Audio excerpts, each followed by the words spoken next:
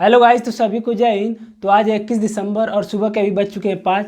तो आज से हम अपना टारगेट सीरीज शुरू करने जा रहे हैं, जिसमें हम SSC GD, UP constable, UPSI और हेड असिस्टेंट ऑपरेटर को हम इसमें कवर करेंगे, क्योंकि इन चारों का सिलेबस लगभग सेम है। सभी में हिंदी, रीजनिंग, मैथ और जीके पूछता है।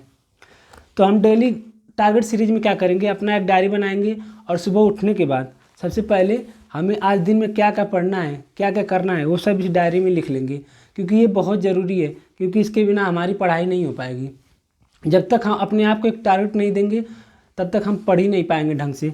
तो हम सबसे पहले एक डायरी लेंगे, उसमें आज हमें क्या क्या पढ़ना है उसको लिखेंगे और उसे अचीव करने की कोशिश करेंगे।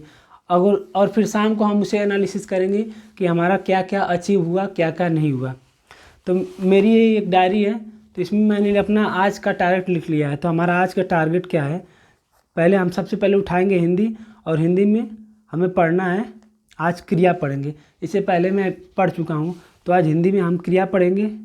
और क्रिया के साथ साथ पर्यायवाची, दो चीज़ का पर्यायवाची, एक चंद्रमा और एक रात, ये आपको सेट करना होगा। एक चंद्रमा और एक रात, ऐसे ऐसे अगर एक दिन में आप एक या दो पर्यायवाची याद करेंगे तो धीरे धीरे 2 से 3 महीने में आप बहुत सारे पर्यायवाची याद कर लेंगे।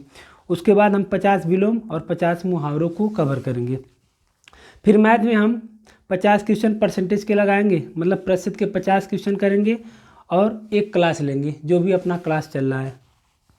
और रीजनिंग में 2 प्रीवियस ईयर, टेक्स्ट बुक से रीजनिंग में 2 प्रीवियस ईयर लगाएंगे एसएससी के। उसके बाद जीके में हम क्या करेंगे, संविधान पढ़ेंगे। संविधान में राज्य के नीति निर्देशक तत्व पढ़ेंगे।